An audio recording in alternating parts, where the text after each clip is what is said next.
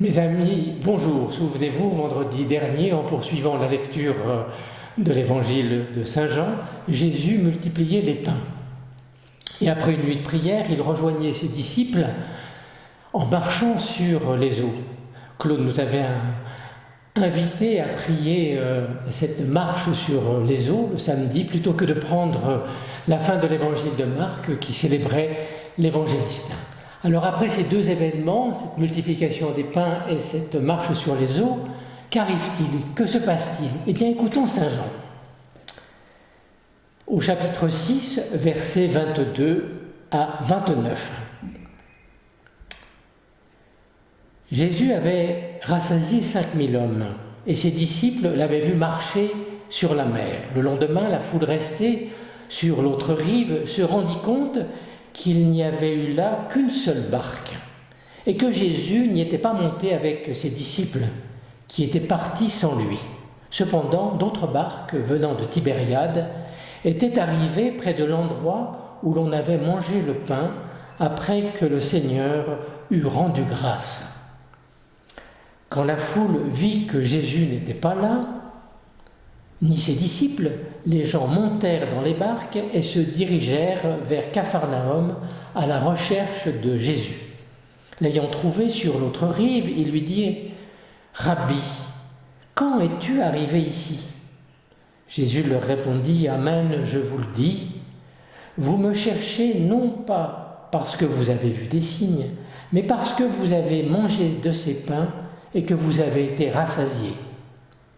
Travaillez non pas pour la nourriture qui se perd, mais pour la nourriture qui demeure jusque dans la vie éternelle.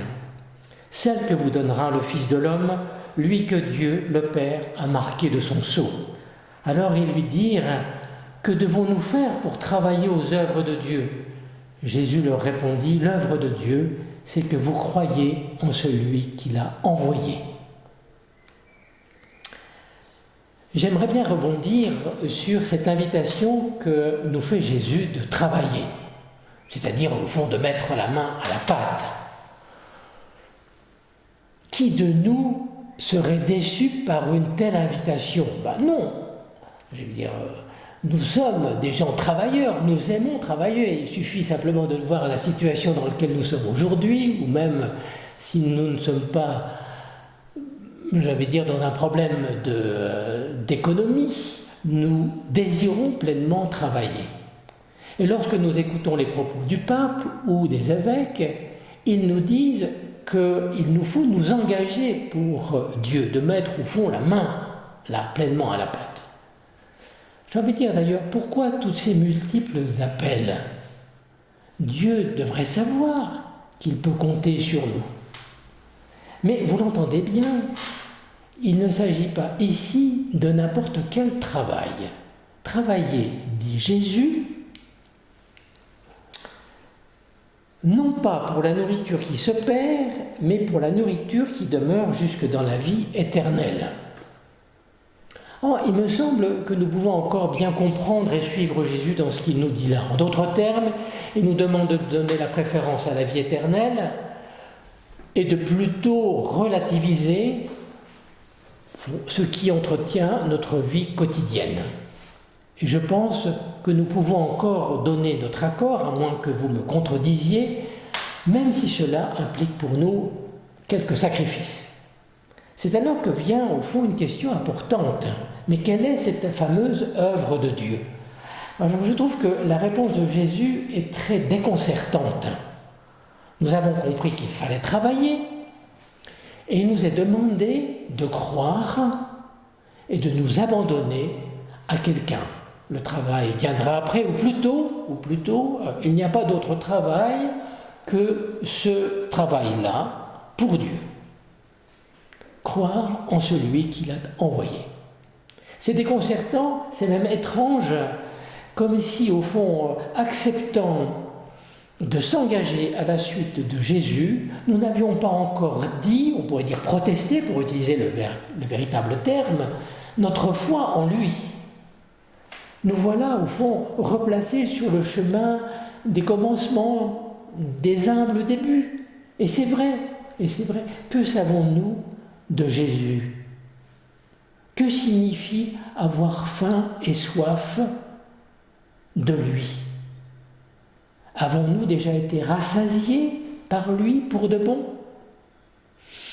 Une telle interrogation demande du coup que nous interrogions sur les ersatz, au fond, qui trompent notre faim, les bonnes paroles que nous tenons ou qui nous consolent, vu que Dieu ne se manifeste pas à nous 24 heures sur 24.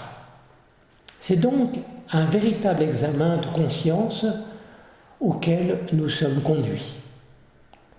Alors le discours que va tenir Jésus et qui nous mène de ce lundi jusqu'à samedi prochain articule le récit de la multiplication des pains à celui de la marche sur les eaux.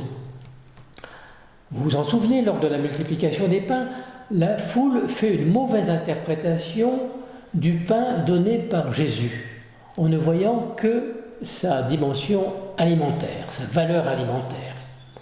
Or, le signe que Jésus vient de poser parle de lui, Jésus. Mais cela, la foule ne le saisit pas.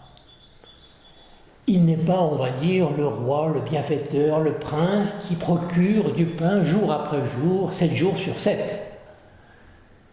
Jésus s'échappe donc, ce qui veut dire que lorsqu'il dira « Je suis le pain de vie », il ne veut pas qu'on comprenne cette affirmation telle que vient de l'interpréter la foule.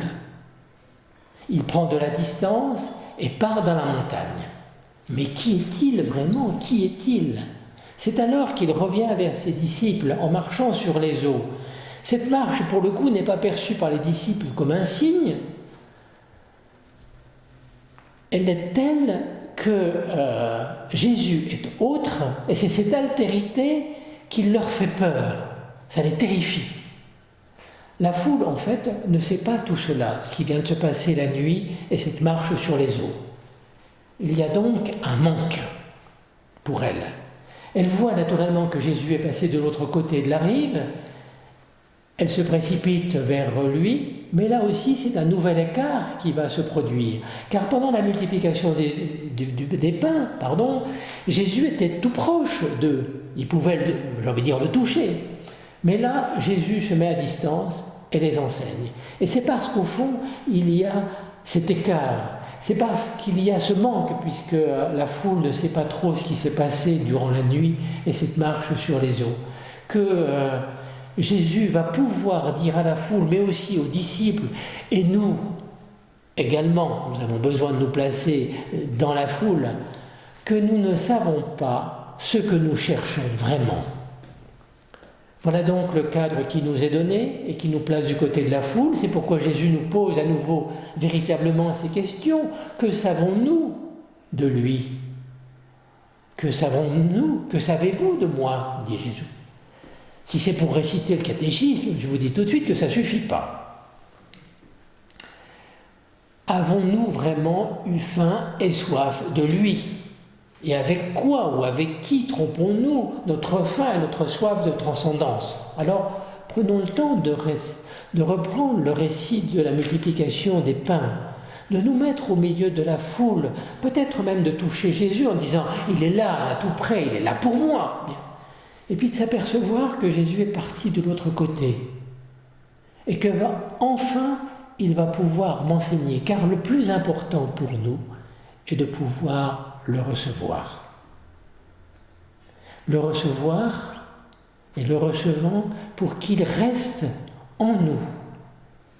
Dimanche dernier, nous écoutions le récit des 2 disciples d'Emmaüs et à la fin de leur marche avec cet étranger, il lui disait « Mais reste avec nous ».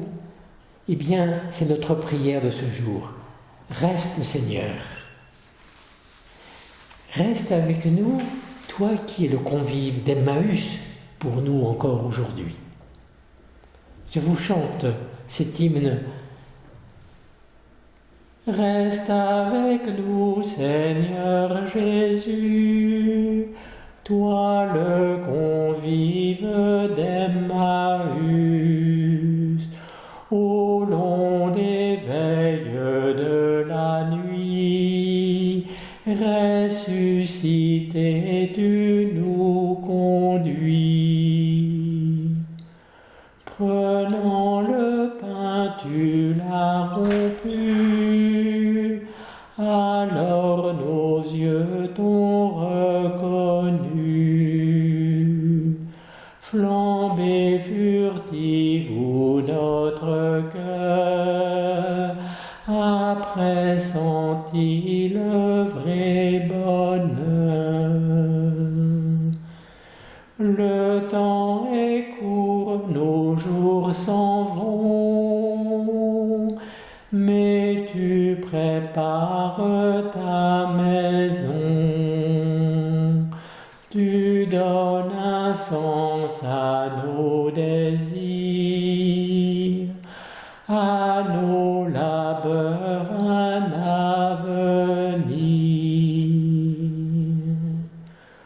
Toi le premier des pèlerins, l'étoile du dernier matin, éveillons-nous par ton amour, l'immense espoir de ton retour. Prions. Reste avec nous, Seigneur Jésus. Voici que vient le soir, et nous n'avons pas encore reconnu ton visage dans chacun de nos frères. Reste avec nous, Seigneur Jésus. Voici que vient le soir, et nous n'avons pas encore partagé ton pain en action de grâce avec tous nos frères. Reste avec nous, Seigneur Jésus. Voici que vient le soir, et nous n'avons pas encore reconnu ta parole dans les paroles de tous nos frères. Reste avec nous, Seigneur Jésus. Voici que vient le soir, et nos cœurs sont encore si lents à croire que tu devais mourir pour ressusciter. Reste avec nous, Seigneur, car notre nuit elle-même devient jour quand tu es là. Bonne journée à vous.